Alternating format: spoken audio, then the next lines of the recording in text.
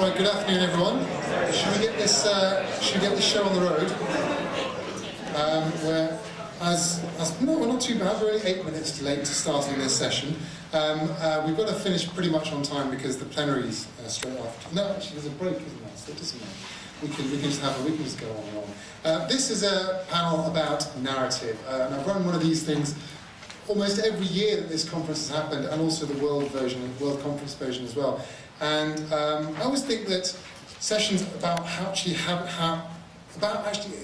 you do the craft of journalism and writing, they're somehow there's not enough of them at these conferences, and this was my sort of attempt to sort of bring that imbalance over. Actually, the idea of writing 3, 4, 5, maybe more thousand words is quite daunting. I mean, it's quite difficult. Any of you who've read scientific papers know that it's very easy to write absolute crap that no one will read, but it's very hard to write something where someone starts at the beginning, falls through it like water, and gets to the end without realising they read anything at all. And I often find that it's very hard to find science things like that, actually, even though I'm interested in this area. So over the years that we've been running these sessions, loads of startups and places for long-form science journalism have come along, so there are loads of great examples now. But it's always worth just having a bit of a think about how you do this properly from people who are experts. And I've got a panel of experts here who are going to take you through their, let's say, top tips or whatever. But this is a room full of experts in this world. So I'd really like to hear your tips, your ideas as well in the questions and answers and at the end of the statements. And bear in mind that it's really difficult, as I said before, to do this. So I'd like this to also be a bit of a therapy session. So if you've got problems, if you've got things that you're curious about how to fix, you've got loads of experts here, editors, other journalists who will help, and I think that's okay. We can all admit to each other that this is actually not an easy thing to do. And if you think it is easy, then you're not doing it right, frankly. So our 3 panelists are really, really excellent, and I hope they're going to give you lots and lots of ideas. The first to speak is Will Storr, who is a long-form journalist and author. And I'm not going to give you much of an introduction to him because I'd like his words to speak for himself. And he's written for Matter, and he's written books which are fantastic. Will, give us your 7 minutes while I get some water for the room. I guess some people might think the difference between long-form writing and short-form writing is length. But for me, the journalists who do the news reports in the newspapers, I kind of look up to them with a kind of certain sense of awe because I feel nothing like them. The sense I get from these people is that they are motivated very much by this quest to speak truth to power and search out these secrets which are going to bring down President Nixon and all that stuff. It's your Glenn Greenwald type. Whereas I think my instinct and the instinct of a lot of long-form journalists is it's really about understanding people. It's about working out how people work. And I think that's where it goes hand in hand more with literature, and I think if you look at long-form roots going back to the late 60s, early 70s, the new journalism movement in the States, that was very much about using the tools of literature to do journalism. And my favourite long-form journalists very firmly fit into that sphere. And I think that the main thing I wanted to say about that, and the way I like to do my work is when I'm doing my reporting and I'm doing the structuring and the writing, is very much to focus on moments of change. When you're writing a novel, I guess fiction and non-fiction, all long-form writing reduces down to kind of one thing, and that's an account of change. It's often a transformation of somebody's character from one place to another place, and whether it's a profile of a scientist for Matter or it's a novel about somebody that you completely made up, it's essentially the same story, and you're doing the same thing. Is that you're isolating these moments of change. What are the incidents in this person's life that have caused him to redirect his thoughts and reroute his personal journey? What are the moments that he found really confronting, or she found really confronting? And that runs through the entire kind of quest of doing long form, from the research down to the interviewing these people, and really getting as much detail and focus on those moments of change. What happened? What did it look like? How did it feel?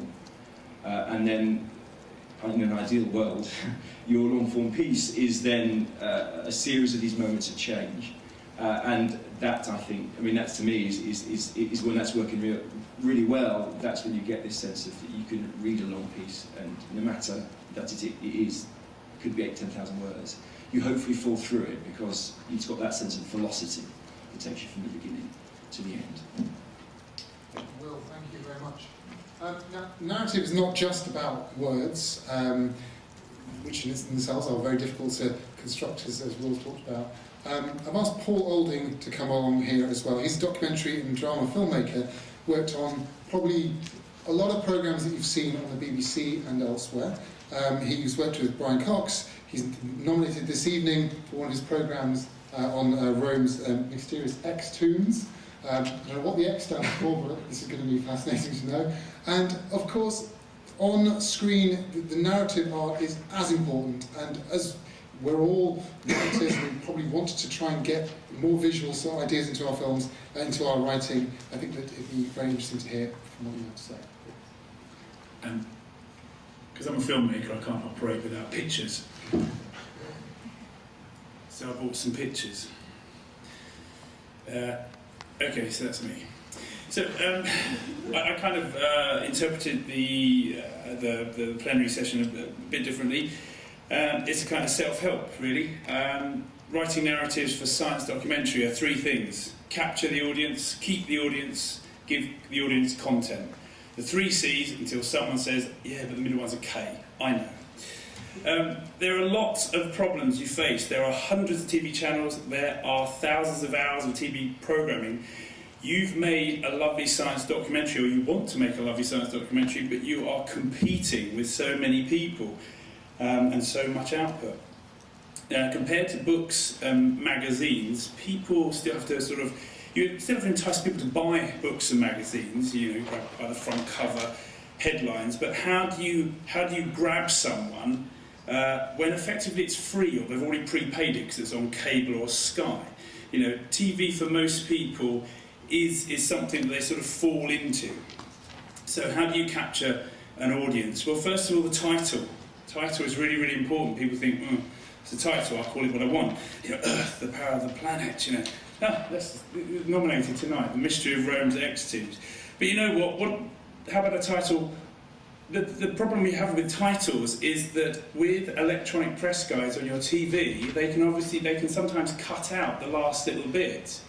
And so you only have the front bit. So you have to actually think about the order of the words of your title. Here's a great title: What on Earth is? No idea. Oh, wrong with gravity. Okay, I get that. How about this one? Do you know what? The time it is. Oh, right, I get it. I see what it is. Much better ones is you've got, wonders of. Oh, yeah, I think I'll watch that. Wonders of life. Wonderful. Darwin's dangerous.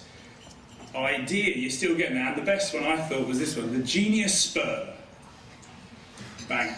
Yeah, so this is what I'm talking about. So even the words of your title are important because you have got to grab your audience. You've got to grab someone by the hair, grab them in, bring them in. The second thing about capturing an audience is what we call in the trade the pre-title. Everyone hates it.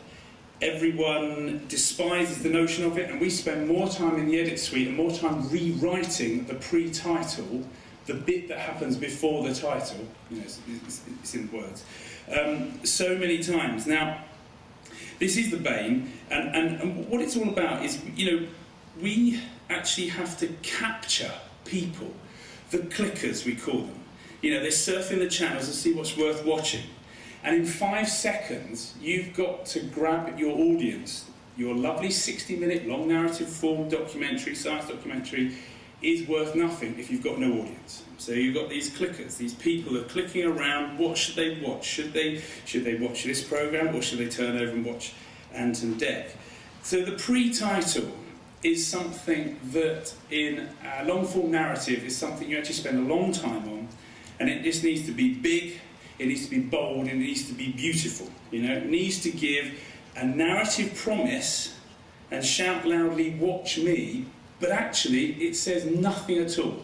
I think it was a James Brown quote, talking loud and saying nothing, because the problem about the pre-title is that these are people that your audience is joining you, but you know what, they might be making a cup of tea, or putting the cat out, or doing something else. So you want to grab them but not tell them too much. Now, the sort of second phase of this is keeping the audience. Now, with a sort of 30 minutes or 60 minutes, that is a really long time to keep an audience. We are entering a world of, it used to be the MTV culture, now it's the YouTube culture. It's sort of, 10 seconds, 20 seconds, and 1 minute. How are you going to sustain someone to stay with your programme for 60 minutes? Now, in print, you can do wonderful things with parentheses and reference diagrams, and turn to page 64 and back to page 31, and you can have quotes and a bibliography. You can't do any of this with films. You can't do anything at all. So, once the information has been delivered, it's gone.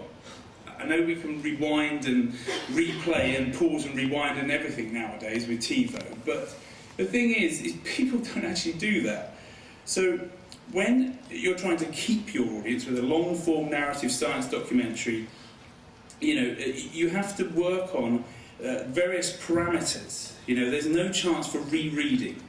And when you look at audience figures, you can see some amazing things, actually. Some audience figures, they grow, which is brilliant. Not only have you caught an audience to begin with, but you've got people coming to you.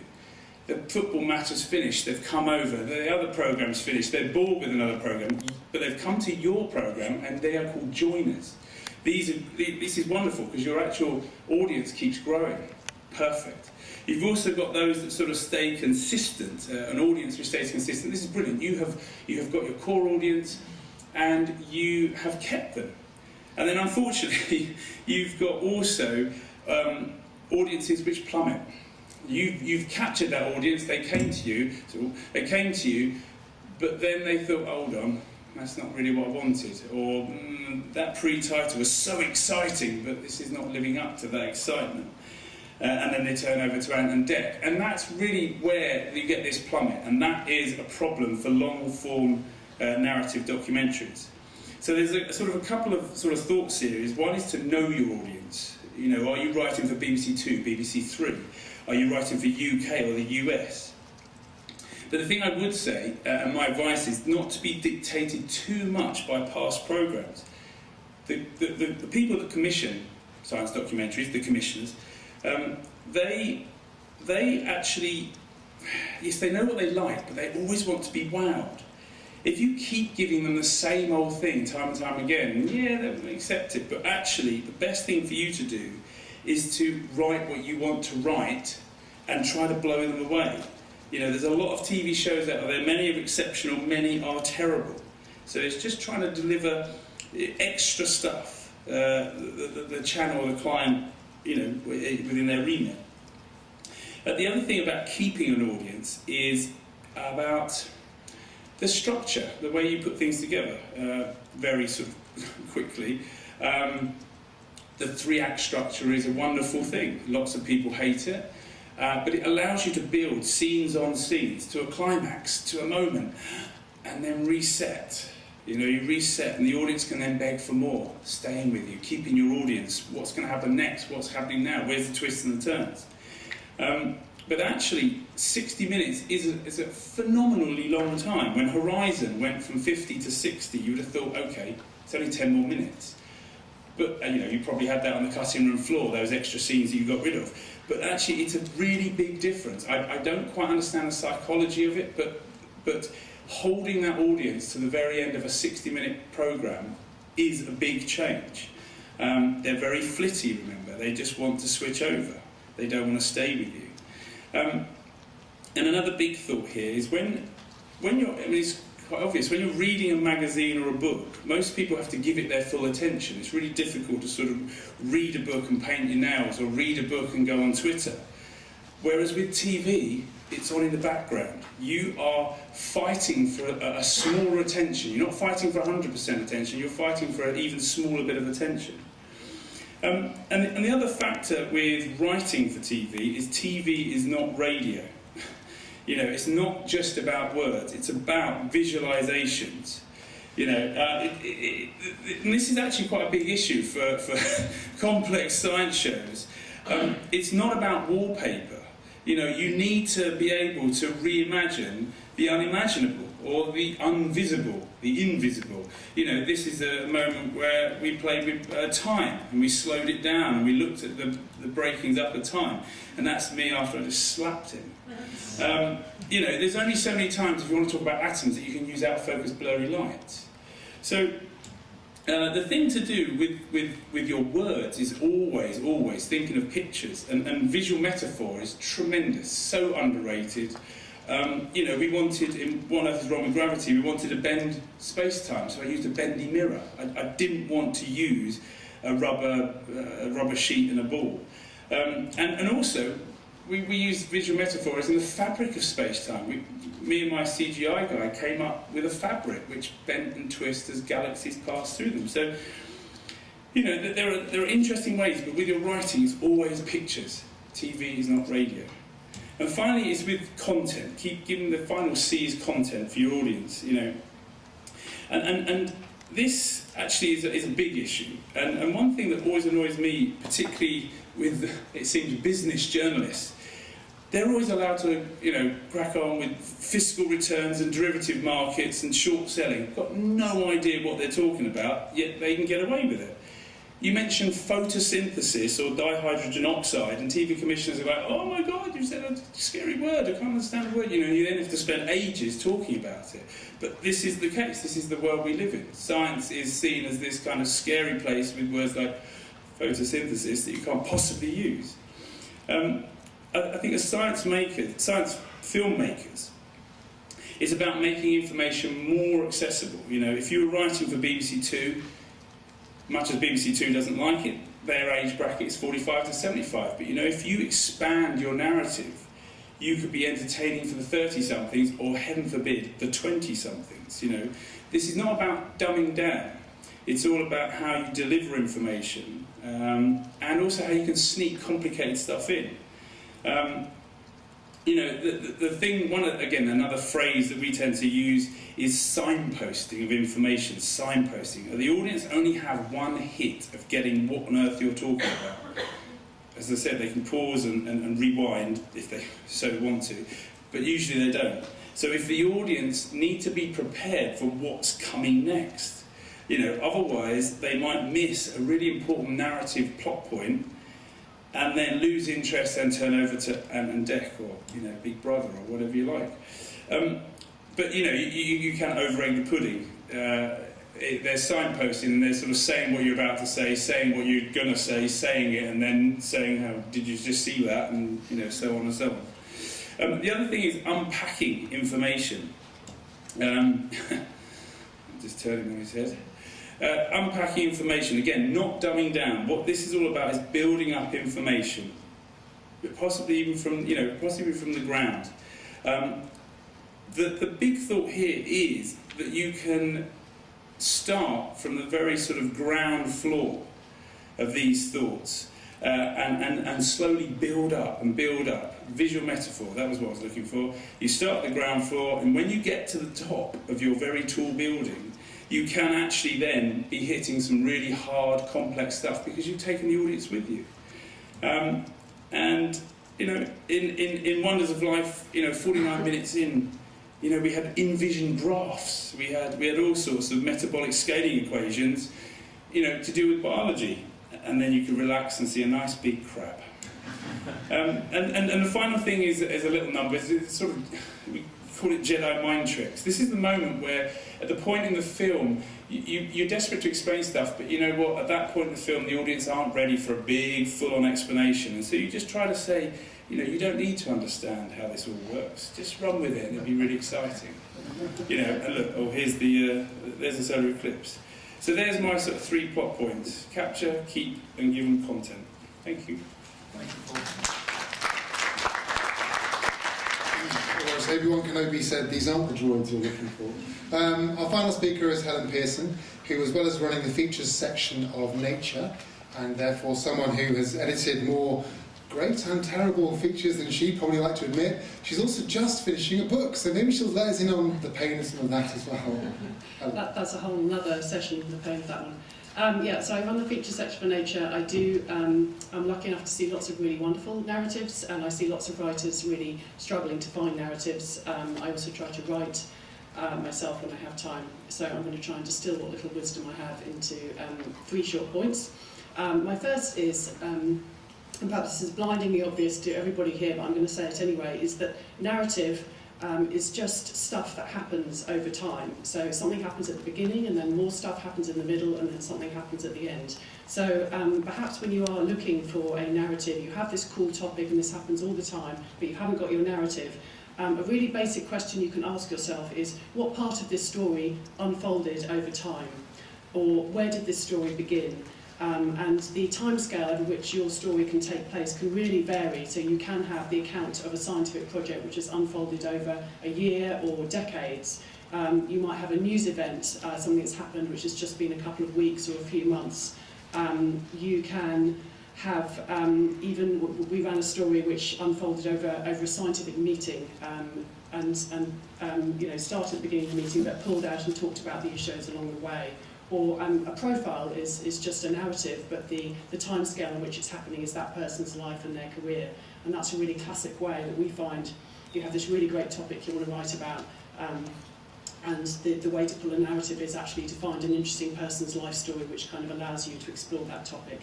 I don't know if the author who wrote the story is in the audience, but a classic one that we did, an unusual timescale, was we structured the feature around an operation to save the fertility of a 3-legged rhino, where it started it started at the middle of the operation, pulled back, talked about the issues which were about endangered species, touched back in on what was going on in the operation throughout it.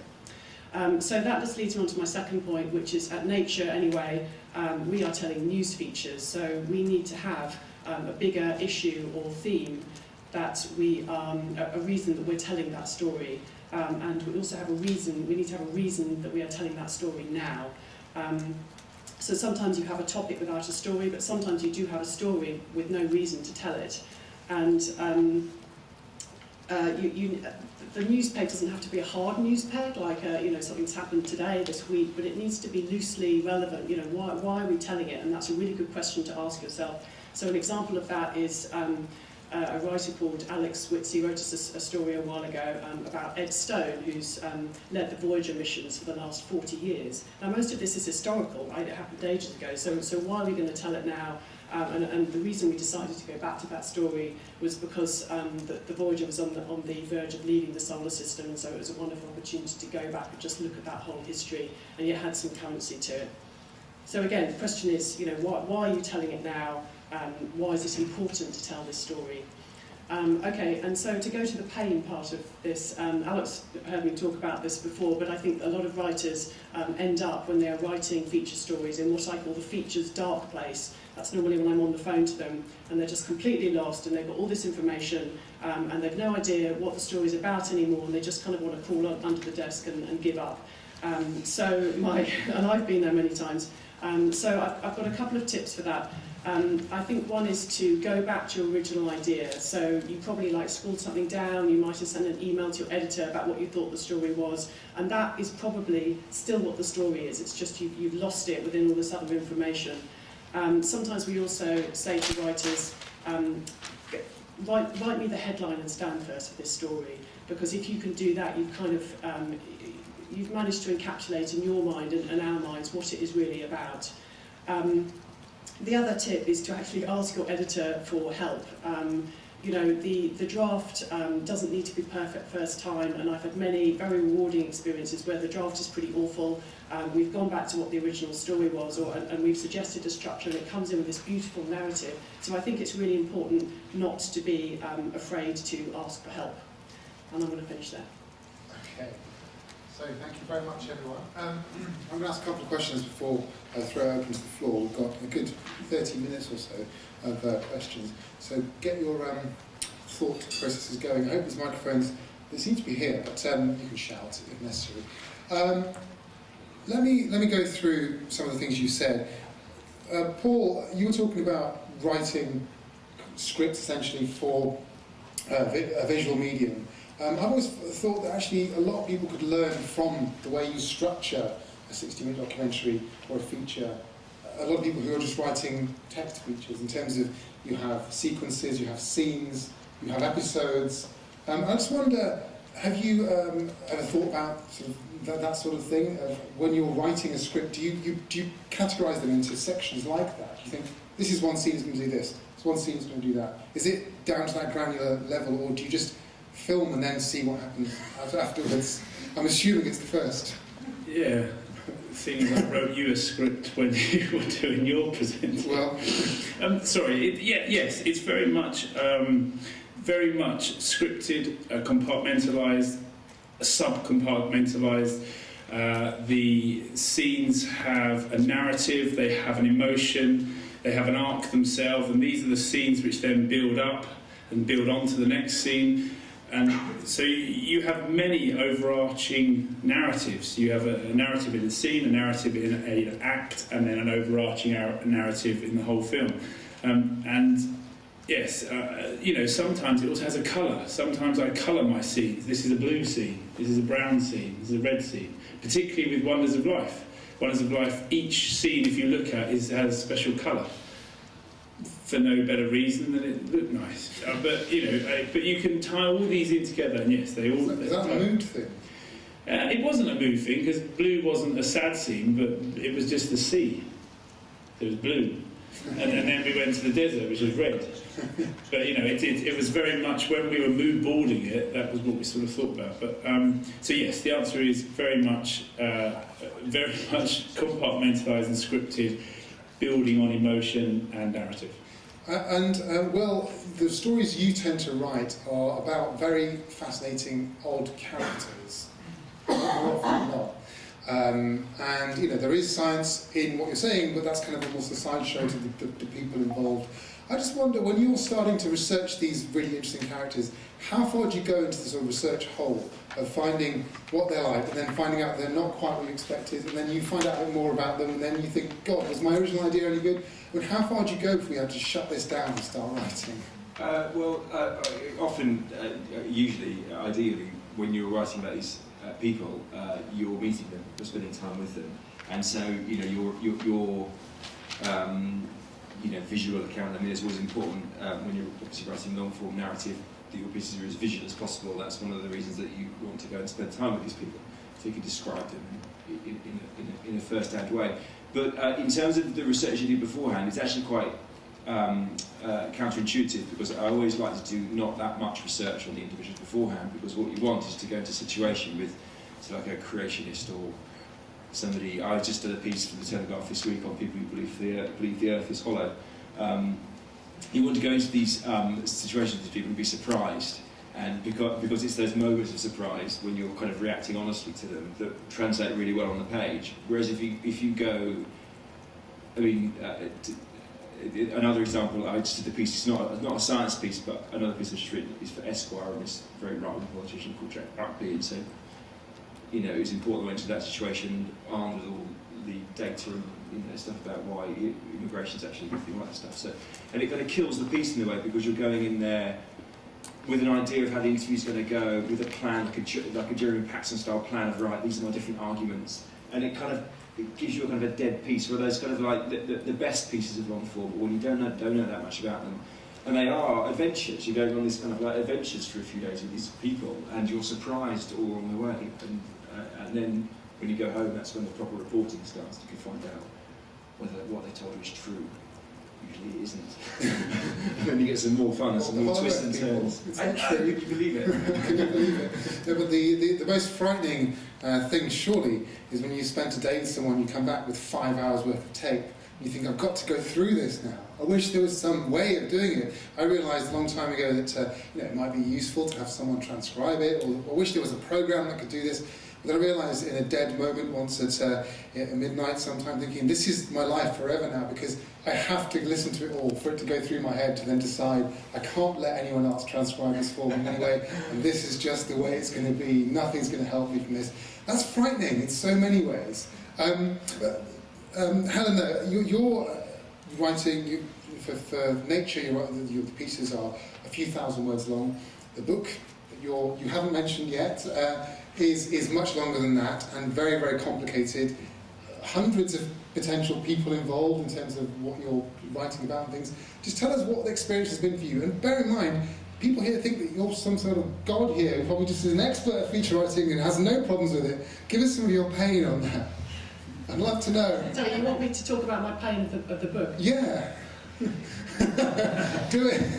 Help us all. It'll help us all. What can I say? I mean, there's just been a session on book writing where we've all shared a lot of pain about that particular process. I mean, it's been a very different and rewarding experience, but it certainly puts feature writing in perspective. But I mean, ultimately, it's still the same because you're trying to distill a story out of an enormous amount of information. So I just translate it directly. I mean, I've kind of worked out how to get out of the features dark place, but the book dark place, I'm deeply, deeply in, and I'm desperate for tips on how to get out. That's the Mariana's Trench, basically, isn't it? Phil Ball's over there. He can help you get out of it. He writes a book a year. I don't know how he does it. All right, questions from the audience, please. Yes, please, Claire. There's a microphone. Yes, I'll tell you what, I can do it. Hi, Clarence. I'm a freelance writer and I do many features. I was really interested to hear what you said about using visuals, and also what Joe said in the previous session on books about writing in scenes, if you like. Is there any crossover, do you think, between TV and print writing? It's all about ebb and flow, the roller coaster. Are you going up and being excited and then you're dropping down? So by compartmentalising, by writing in scenes, you get that sense. And also, a lot of the time, because it's visual, you're going somewhere. So this scene is set in this room, the next scene's in that room. So you've actually, by its nature, the visual compartmentalisation happens as well. So that helps. But yeah, it does really help with emotion. Am I excited? Am I sad? Am I angry? And then you know where you are, and then then the tricky bit for us is how you take that end point and go on. Because that's the point you lose your audience in telly, is that those links. I said we spend half our time doing the pre-title, the other half of the time, the other third of the time we spend doing the links between thoughts.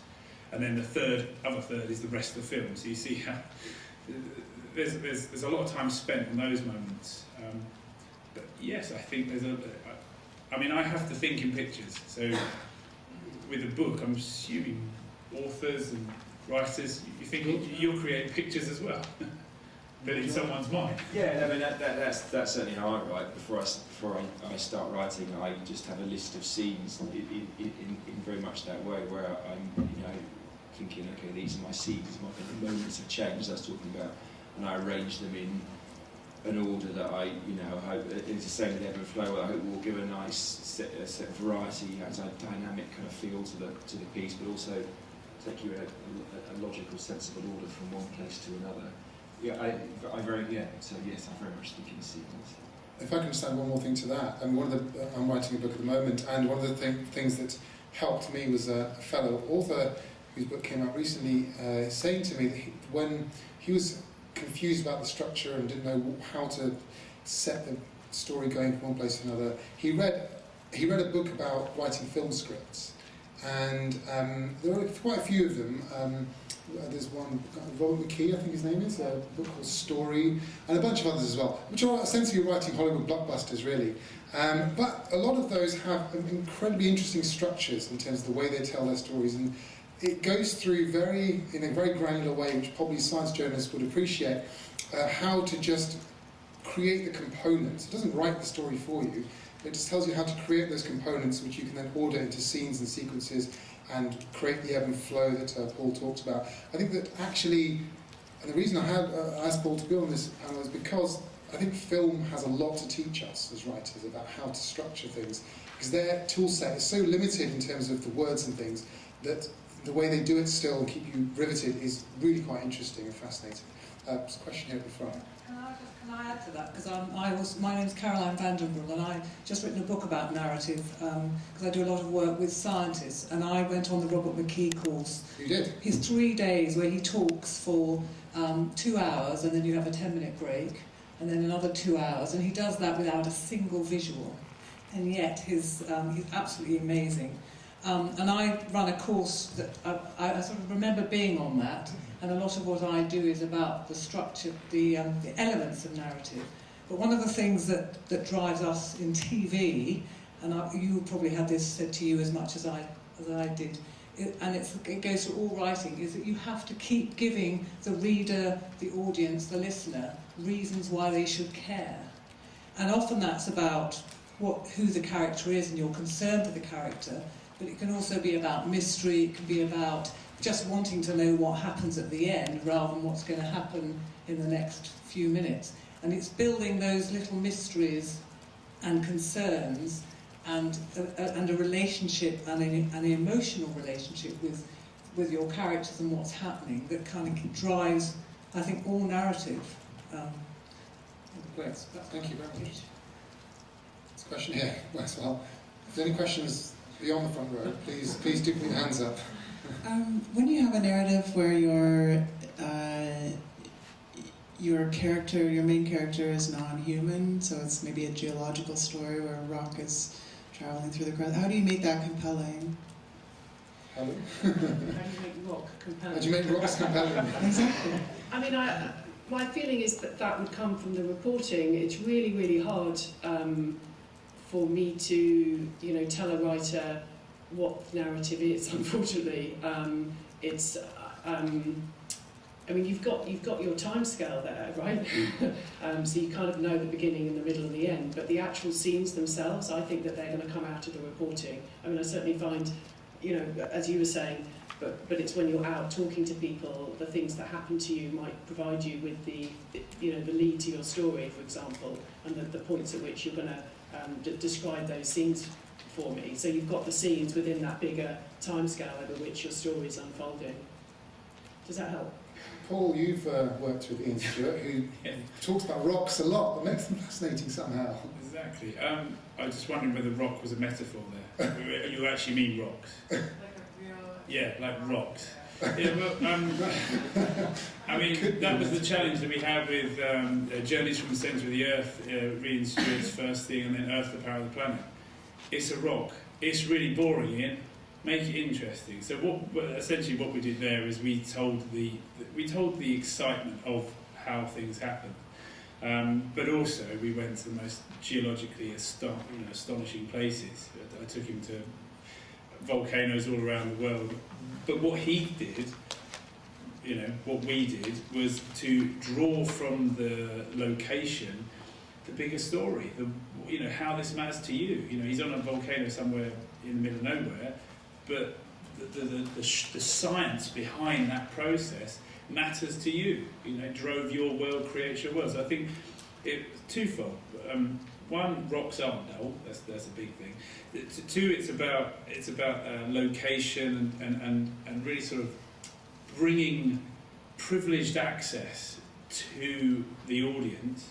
And the third thing, two things, is to sort of get in there and explain stuff with it blowing up behind you, because rocks can do some really cool things, really. And can I add one thing to that, which is if you're interested in making inanimate objects fascinating, you don't have a charismatic presenter or visuals, then just read Carbon, which is a chapter for Primo Levi's book, The Periodic Table, which is about one carbon atom. That's the main character. It's brilliant. I just wanted to say I've written 2 books where the central character was an inanimate object. One was a clockwork machine and one was an ancient mummy. So for me it was about the human stories behind the people who have studied those things. So what drove them? Why did they devote their entire lives to these things? Why did they find them so fascinating that in many cases they were willing to put everything on the line for them? Some of them trying to prove the truth of the Bible, some of them were after sort of power. So what were those human motivations behind it? And I think if you've got those stories driving it, then that object that's at the centre of it all then becomes fascinating through that. Just to add to that though, ours had no history at all, because the BBC Science Department said there's no history in science now. So our one literally only had rocks and how rocks worked. So as opposed to human stories, not allowed. It was just literally big science. So there are lots of ways of doing that. So this is the answer to that. Some questions from maybe that side of the room. There you are, Phil Ball. The reason I often need lots of hand-holding when I'm writing features is that I've got a tendency to see something and think, God, that's really interesting, I want to write about that. And that's not enough. I know that's not enough, but it's finding out what to do with that. And is it always the case, I wonder, that you need to find a narrative and that there is a narrative in there, in the kind of sense that you've been talking about? If I think about some of the articles that say the scientists often write in places like Scientific American or New Scientist, they often don't have narratives. You know, Max Tegmark will just say, here's my idea, and isn't it interesting? And they seem to work. So, you know, is it always essential to have a narrative in the sense that we have been talking about, or are there other ways? I think from my point of view it is, because I don't write for Scientific American and New Scientist. I would see those as specialist titles. I write for, you know, The Guardian, for The Telegraph, often on scientific issues. So what I have to do is sell those scientific ideas to an audience that has no interest in the science whatsoever. So I have to find the narrative, and then you sneak the science in, you know, 2/3 of the way in. And the idea is that, you know, hopefully they become so interested in the narrative that you're telling that they want to know the science by that point, because it's you know, it's a crucial part of the story they're being told. So from my perspective, I think it is. I could, if I didn't have a narrative, I don't think I couldn't pitch something because I wouldn't get a commission. But I'm sure it's different in your. No, it is different, and the answer is no. I don't think you always have to have a narrative.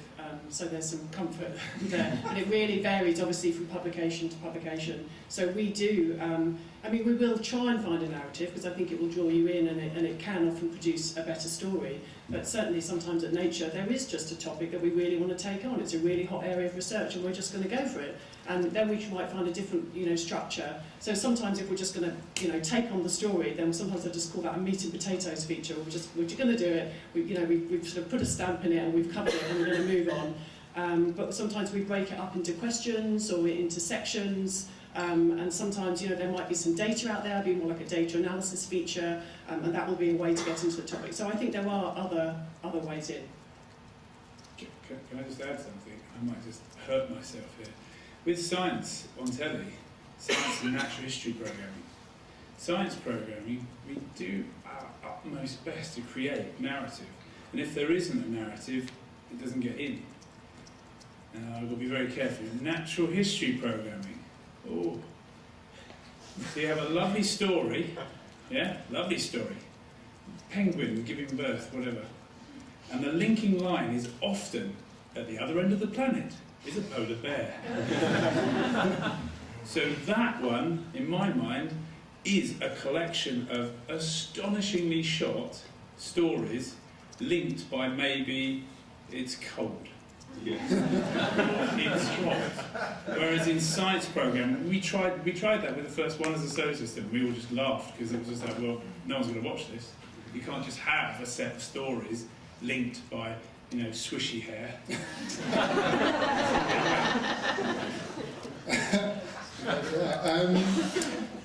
Come on, more questions from the audience, please.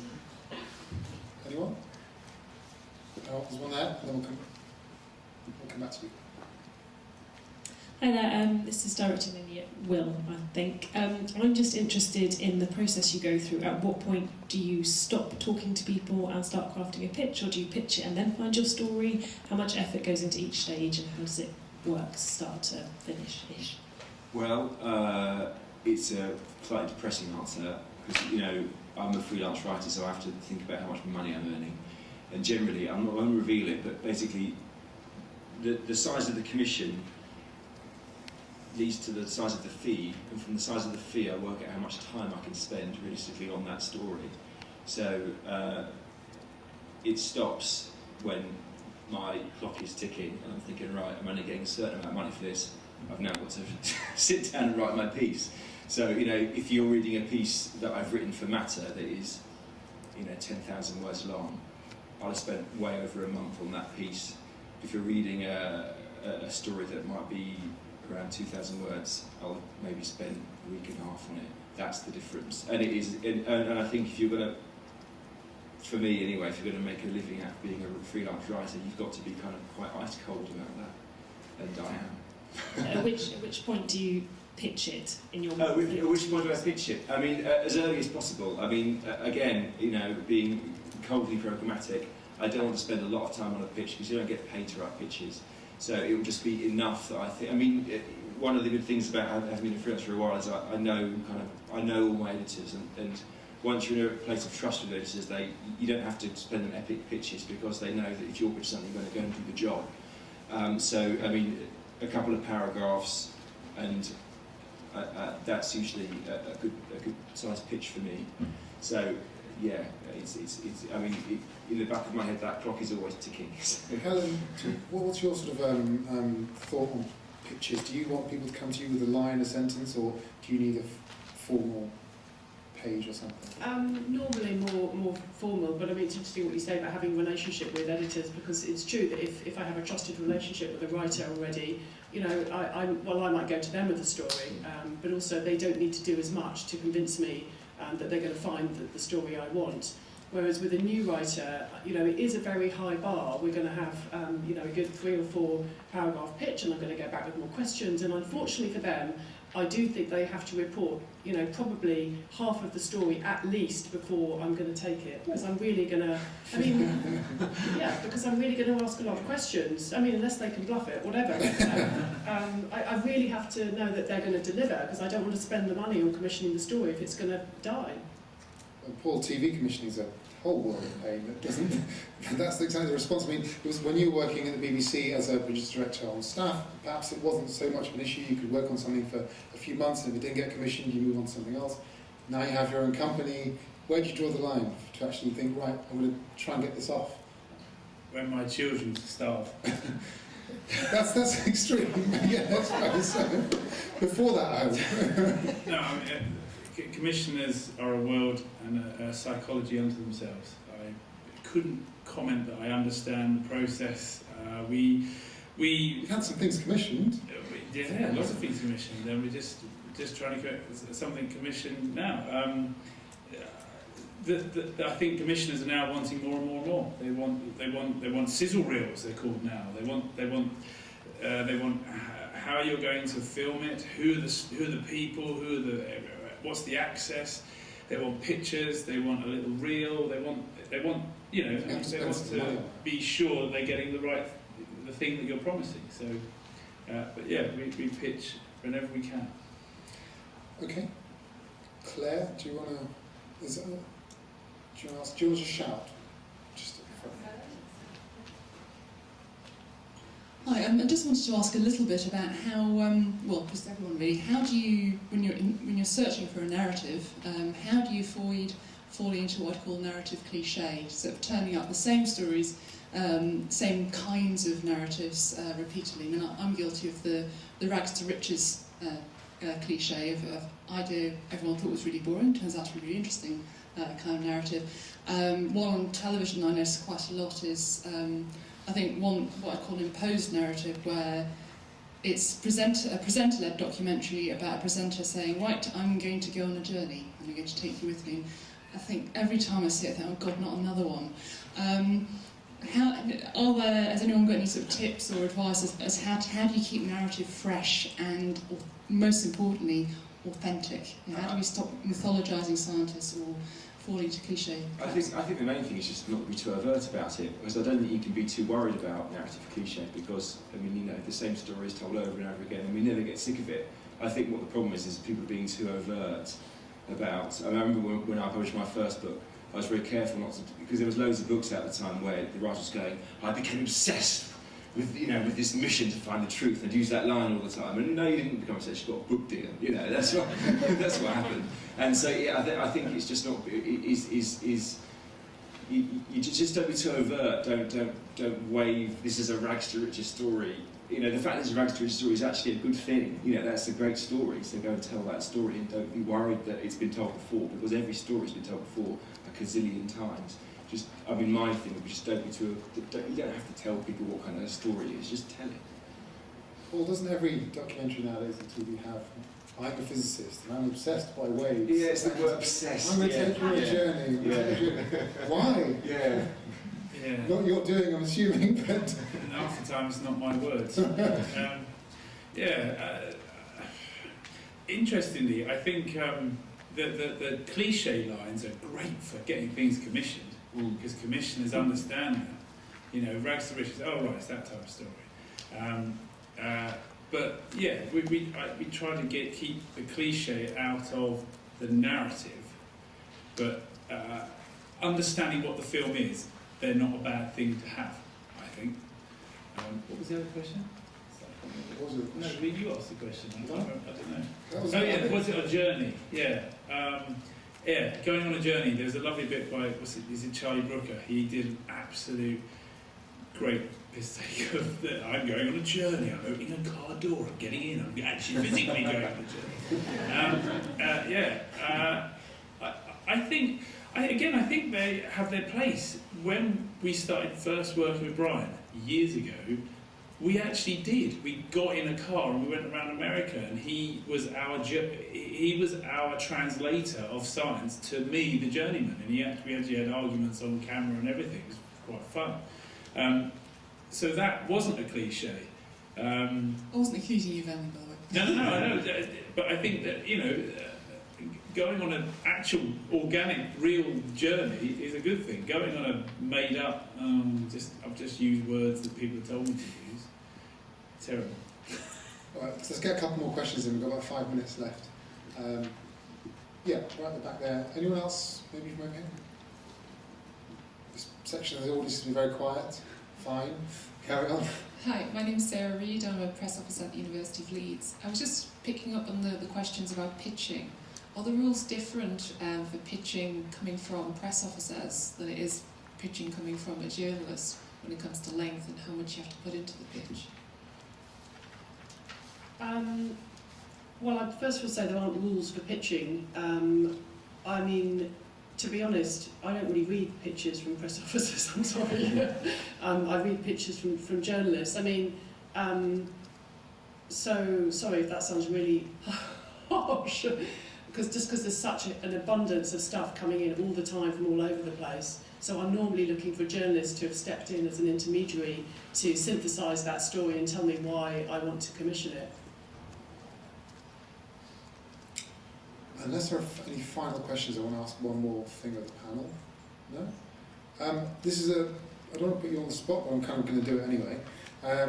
Can you each just tell me, or give you something to take away in terms of a piece of content, like a piece of writing or a documentary or anything that you think that you loved and you would recommend as a way of just learning how this stuff is done properly? Anything you might have commissioned, anything you might have written, you might have made, you can nominate your own stuff, it's fine. Well?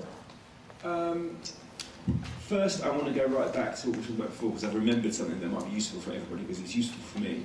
And we were talking about screenwriting and towards screenwriters. I've got a friend who's a screenwriter, and he told me that one thing that screenwriters always think about is this acronym GSU, which is goal, stakes, urgency.